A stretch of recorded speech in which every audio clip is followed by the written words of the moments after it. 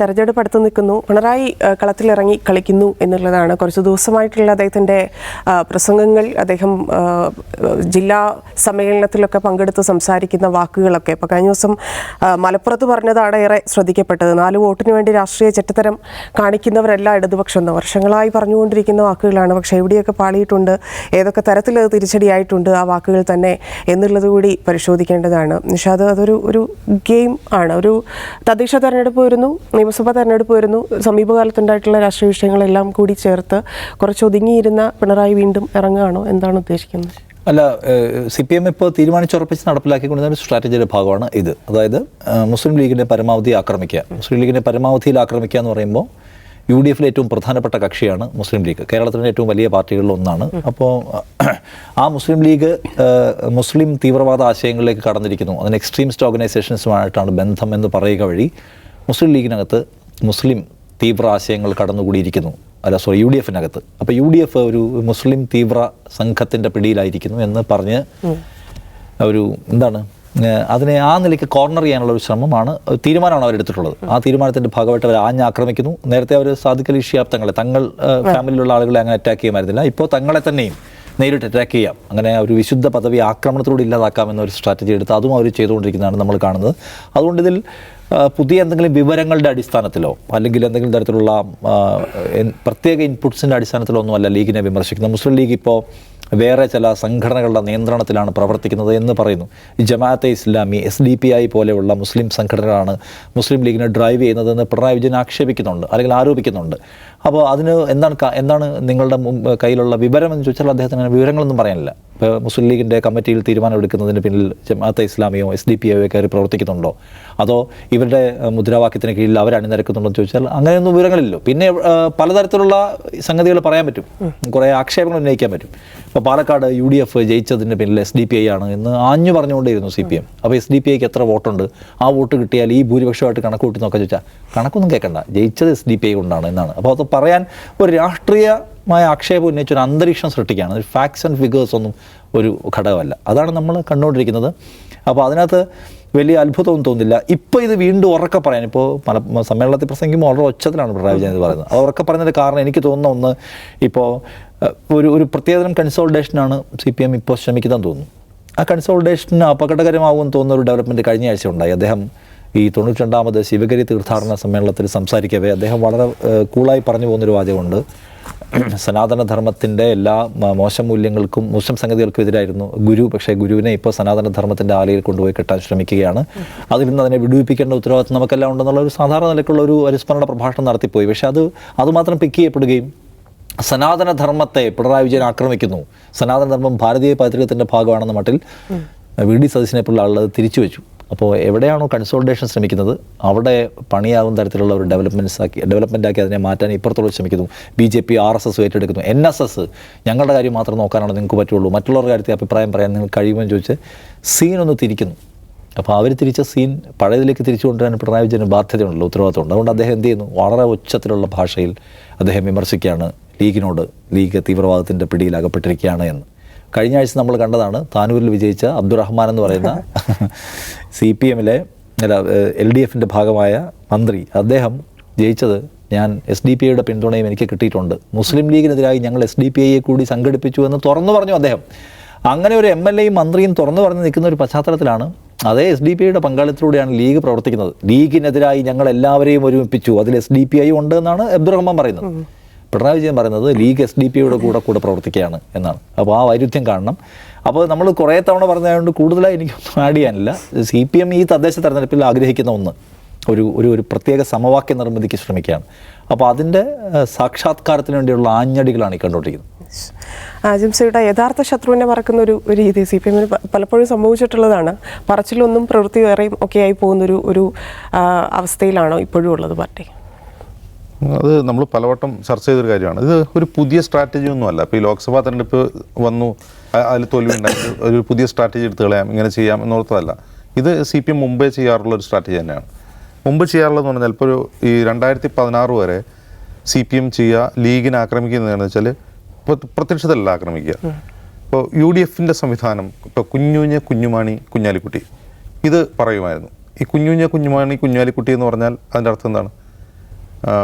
UDF തലപ്പത്തിരിക്കുന്നതെല്ലാം ന്യൂനപക്ഷങ്ങളാണ് എന്ന message ഭൂരിപക്ഷ സമുദായത്തിന് കൊടുക്കുകയാണ് ചെയ്യുന്നത്. അതുകൊണ്ട് UDF കാര്യങ്ങൾ തീരുമാനിക്കുന്ന ന്യൂനപക്ഷ സമുദായങ്ങളായ ക്രൈസ്തവ മുസ്ലിം നേതാക്കളാണ് ഈ UDF കാര്യങ്ങൾ തീരുമാനിക്കുന്നത്. ഇത് സുപരിചിതമായ ഇക്വേഷനാണല്ലോ, കുഞ്ഞുമാണി കുഞ്ഞാലിക്കുട്ടി. അതുപോലെ ലീഗിനെ സവിശേഷമായി ആക്രമിക്കും. ഇപ്പോൾ പഴയ സ്വാശ്രയ സമരകാലത്തെ മുദ്രാവാക്യങ്ങളൊക്കെ നോക്കുക. സ്വാശ്രയ കോളേജുകൾ നടത്തുന്നതൊക്കെ ഈ ന്യൂനപക്ഷ സമുദായങ്ങളാണെന്ന് ധ്വനിപ്പിക്കുന്ന മുദ്രാവാക്യങ്ങൾ വിളിക്കും. മുസ്ലിം ലീഗിനെ സംബന്ധിച്ച് കുഞ്ഞാലിക്കുട്ടിയാണ്, ലീഗാണ് UDF കാര്യങ്ങൾ തീരുമാനിക്കുന്നത് ധ്വനിപ്പിക്കുന്ന രീതിയിൽ രാഷ്ട്രീയ പ്രസ്താവന ഇറക്കും. പ്രത്യക്ഷത്തിൽ കേൾക്കുമ്പോൾ ഒരു പൊളിറ്റിക്കൽ സ്റ്റേറ്റ്മെൻ്റ് ആണ്. ഇപ്പോൾ LDF CPI ആണ് കാര്യങ്ങൾ തീരുമാനിക്കുന്നത്, UDF പറയുകയാണെന്ന് കരുതുക. അങ്ങനെ നടക്കില്ല എന്ന് നമുക്കറിയാം. പക്ഷെ അങ്ങനെ പറയുമ്പോൾ അതൊരു പൊളിറ്റിക്കൽ സ്റ്റേറ്റ്മെൻ്റ് ആണല്ലോ. പക്ഷേ ലീഗ് ആകുമ്പോൾ എന്താണ് പ്രശ്നം? ലീഗോ കേരള കോൺഗ്രസോ ആണെങ്കിൽ പ്രശ്നം വരുന്നതെന്ന് വെച്ചാൽ അതൊരു സമുദായ പാർട്ടിയാണെന്ന ധ്വനി ഉണ്ടാക്കുന്നു. അങ്ങനെയാണ് അത് മുമ്പ് ചെയ്തുകൊണ്ടിരുന്നത്. ഇപ്പോൾ അതിനുശേഷം കുറച്ച് നാൾ മുസ്ലിം ലീഗിനെ LDF കൊണ്ടുവരാനുള്ള ശ്രമങ്ങൾ CPM നേതൃത്വത്തിൽ തന്നെ നടന്നു. അത് പാതി വഴിയിൽ ഉപേക്ഷിച്ചു. അതിനുശേഷം കഴിഞ്ഞ ലോക്സഭാ തെരഞ്ഞെടുപ്പിൽ ഉണ്ടായിട്ടുള്ള ഈ വോട്ട് ചേഞ്ച്, ഈ വോട്ടിലെ മാറ്റങ്ങൾ CPM സംബന്ധിച്ച് വലിയ ആഘാതമായിരുന്നു. അവരതേക്കുറിച്ച് പഠിച്ചു. അപ്പോൾ ആ വോട്ട് എങ്ങോട്ടാണ് പോകുന്നത് എന്നുള്ളതാണ് യഥാർത്ഥ പ്രശ്നം. ആ വോട്ട് എന്ന് പറയുന്നത് കേരളത്തിലെ OBC കമ്മ്യൂണിറ്റിയിൽ നിന്ന് ധാരാളമായി വോട്ട് NDA BJP പോകുന്നു എന്നുള്ളതാണ് പ്രശ്നം. അത് എന്തുകൊണ്ട് പോകുന്നു എന്ന് CPM സ്വയം ആലോചിക്കുമ്പോൾ അവരിൽ തന്നെ ഉള്ള പലരും ഈ സാമൂഹ്യ മാധ്യമങ്ങളിൽ വായിക്കുമ്പോൾ നമുക്ക് തോന്നുന്നത് CPM മുസ്ലിം പ്രീണനം നടത്തുന്നു, ഫലസ്തീൻ വിഷയത്തിൽ അവർ സെമിനാർ നടത്തുന്നു, റാലി നടത്തുന്നു, പൗരത്വ പ്രക്ഷോഭം നടത്തുന്നു, പൗരത്വ നിയമ ഭേദഗതിക്കെതിരെ നിയമസഭ പ്രമേയം പാസ്സാക്കുന്നു. അങ്ങനെ ഒരു മുസ്ലിം പ്രീണനം നടത്തുന്നത് കൊണ്ട് ഭൂരിപക്ഷ സമുദായത്തിൽ, പ്രത്യേകിച്ച് OBC വിഭാഗത്തിലെ വോട്ടുകൾ BJP പോകുന്നു എന്നാണ് അവർ കണ്ടെത്തിയിട്ടുള്ള ഉത്തരം. അങ്ങനെ അതാണോ യഥാർത്ഥത്തിൽ സംഭവിക്കുന്നത് എന്ന് CPM പരിശോധിക്കേണ്ടതാണ്. അതുകൊണ്ടാണോ ഈ വോട്ട് പോകുന്നത് എന്ന് അവർ പരിശോധിക്കണം. ഇനിയിപ്പോൾ അതുകൊണ്ടാണെന്ന് തന്നെ കരുതുക. അതിനർത്ഥം എന്താണ്? ഈ OBC കമ്മ്യൂണിറ്റിയൊക്കെ വർഗീയപരമായി ചിന്തിക്കുന്ന ആളുകളാണ് എന്നുകൂടിയാണ്. അതായത് ഒരു നിയമപരമായ പ്രശ്നത്തിൽ, അല്ലെങ്കിൽ മനുഷ്യാവകാശപരമായ ഭരണഘടനാപരമായ പ്രശ്നത്തിൽ, അല്ലെങ്കിൽ ഒരു ഇൻ്റർനാഷണൽ പ്രശ്നത്തിൽ ഒരു വംശഹത്യയോട് ഒരു പാർട്ടിയോ അല്ലെങ്കിൽ ഒരു സർക്കാർ നിലപാട് സ്വീകരിക്കുമ്പോൾ അത് കണ്ട് സഹിക്കാവയ്യാതെ അവർക്ക് വോട്ട് ചെയ്യാത്തത്ര വർഗീയവാദികളാണ് ഈ OBC കമ്മ്യൂണിറ്റി എന്നുള്ളൊരു തെറ്റായ നിഗമനമാണ് CPM ചെയ്യുന്നത്. യഥാർത്ഥത്തിൽ കേരളത്തിൽ എന്താണ് സംഭവിക്കുന്നത്? യഥാർത്ഥത്തിൽ കേരളത്തിൽ കോടിക്കണക്കിന് രൂപ ഇൻവെസ്റ്റ് ചെയ്തുകൊണ്ട് പല സ്ഥാപനങ്ങളിലായി, പേരുള്ളതും ഇല്ലാത്തതുമായ സ്ഥാപനങ്ങളിലൂടെയും വ്യക്തികളിലൂടെയും വൻ തോതിലുള്ള വിദ്വേഷ പ്രചാരണം നടന്നുകൊണ്ടിരിക്കുകയാണ്. ആ വിദ്വേഷ പ്രചാരണം ഈ മുഖ്യധാരാ മാധ്യമങ്ങൾ വാർത്തയാക്കുമ്പോൾ മാത്രമാണ് അതൊരു പൊതുശ്രദ്ധയിൽ വരുന്നതെങ്കിൽ പോലും, നമ്മളിത് സംസാരിച്ചുകൊണ്ടിരിക്കുമ്പോൾ പോലും ആളുകൾ ഇത്തരം വിദ്വേഷ കണ്ടന്റുകൾ വായിച്ചുകൊണ്ടിരിക്കുന്നു. അത് വെറുതെ ഉൽപ്പാദിപ്പിക്കുന്നതല്ല, അത് വിറ്റ് പണം ഉണ്ടാക്കുന്നു, ലാഭം ഉണ്ടാക്കുന്ന സ്ഥാപനങ്ങൾ കേരളത്തിലുണ്ട്. എന്നിരിക്കെ അത് വർഷങ്ങളായി, ഒരു 10 വർഷത്തോളമായി കൺസ്യൂം ചെയ്യുന്ന മനുഷ്യർ, എല്ലാ വിഭാഗത്തിൽപ്പെട്ട മനുഷ്യരും പരസ്പരം വെറുക്കാനും സ്വന്തം അയൽവാസികളെ സംശയത്തോടെ നോക്കാനും തുടങ്ങിയിരിക്കുന്നു എന്നുള്ളതാണ് യാഥാർത്ഥ്യം. ഇത് വളരെ വിദഗ്ധമായി വോട്ടാക്കി മാറ്റുന്ന പണി BJP ചെയ്തുകൊണ്ടിരിക്കുകയാണ്. അങ്ങനെയാണ് അവർ വോട്ട് നേടുന്നത്. എല്ലാം ഒന്നോ രണ്ടോ ഉദാഹരണങ്ങളല്ല, കഴിഞ്ഞ ഒരു 10 വർഷമായിട്ട് നമ്മൾ കാണുന്ന എല്ലാ വർഗീയ വിവാദങ്ങളുടെ പിന്നിലും ഈ വിദ്വേഷ പ്രചാരണമാണെന്ന് CPM തിരിച്ചറിയണം. എങ്കിൽ അങ്ങനെ ആ വിദ്വേഷ പ്രചാരണം വഴി തങ്ങൾക്കാണ് ഏറ്റവും പരിക്കേറ്റത്. അവർക്ക് മാത്രമൊന്നുമല്ല പരിക്കേൽക്കുന്നത്, UDF വോട്ട് പോകുന്നുണ്ട്. UDF വോട്ടുകളും ഈ അർത്ഥത്തിൽ NDA BJP പോകുന്നുണ്ട്. എങ്കിൽ ഇതെങ്ങനെ തടയാൻ കഴിയുമെന്നുള്ളതാണ് ക്വസ്റ്റ്യൻ. അതിന് തങ്ങൾ പരമ്പരാഗതമായി ഈ ധ്രുവീകരണം, പോളറൈസേഷൻ രാഷ്ട്രീയത്തിലൂടെ വോട്ട് നേടിക്കൊണ്ടുന്ന രീതി തന്നെ ഇതിന് പറ്റില്ല. തെങ്ങിനും കമുകിനും ഒരേ തിലാപ്പ് പറ്റില്ല എന്ന് പറയുന്നത് പോലെ മുൻപ് ഈ വോട്ട് ഏകീകരിച്ചത് പോലെ ഇനി അത് കഴിയില്ല എന്ന് മാത്രമല്ല, അത്തരം ഈ പോളറൈസേഷൻ നടത്തിക്കൊണ്ടുള്ള വോട്ട് സമാഹരണ ശ്രമം കൂടുതൽ അപകടത്തിലേക്കാണ് CPM LDF കൊണ്ടെത്തിക്കുക. അതിൻ്റെ കാരണം എന്ന് വെച്ചാൽ, ഇപ്പോൾ നിരന്തരം മുസ്ലിം ലീഗിനെ മുഖ്യമന്ത്രിയും CPM സംസ്ഥാന സെക്രട്ടറി ആക്രമിക്കുന്നു എന്ന് കരുതുക. ഈ ആക്രമിക്കുന്നതിൻ്റെ ഗുണം കിട്ടുന്ന BJPക്കാണ് ഈ ഘട്ടത്തിൽ. മുമ്പ് അങ്ങനെ ആയിരുന്നില്ല. മുമ്പ് ആ ആക്രമണത്തിൻ്റെ ഗുണം ഇൻഡയറക്റ്റ് ആയിട്ടാണ് ലീഗിനെ ആക്രമിച്ചിരുന്നെങ്കിൽ അതിൻ്റെ ഗുണം CPM കിട്ടുമായിരുന്നു.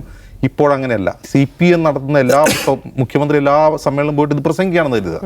ഈ പണിയെടുക്കുന്നതിൻ്റെ മുഴുവൻ ഡിവിഡൻഡ് കൊണ്ടുപോകാൻ പോകുന്നത് BJP ആണെന്ന് അവർ തിരിച്ചറിയണം.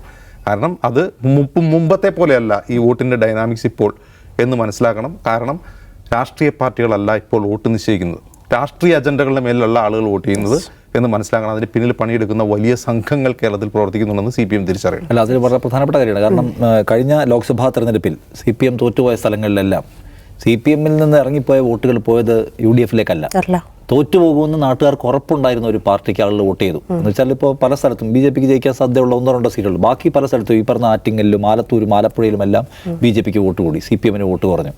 CPM നിന്ന് ഇറങ്ങിപ്പോകുന്ന വോട്ടുകൾ CPM തന്നെ ഉണ്ടാക്കുന്ന ഈ പരിസ്ഥിതിയുടെ ഉൽപ്പന്നമായിട്ട് അത് പോകുന്ന എങ്ങോട്ടാണ്? തോറ്റുപോകുമെന്ന് ഉറപ്പുള്ള BJPക്ക് വിദ്വേഷത്തിന് വോട്ട് ചെയ്യാൻ ആളുകൾ പ്രാപ്തരായിരിക്കുന്നു എന്നത് കണ്ടിട്ടെങ്കിലും ഈ സ്ട്രാറ്റജിയുടെ സമയം കഴിഞ്ഞു എന്ന് അവർ മനസ്സിലാക്കി. കഴിഞ്ഞ 2 മാസം നോക്കിയാൽ പോലും CPM-ന്റെ എത്ര നേതാക്കളാണ് BJPയുടെ വേദികളിലിരിക്കുന്നത്. അത് തന്നെ വലിയ ഉദാഹരണമാണ്. ഔട്ട് ഓഫ് ഫോക്കസിൻ്റെ ഈ എപ്പിസോഡ് പൂർണ്ണമാവുകയാണ്. നമസ്കാരം.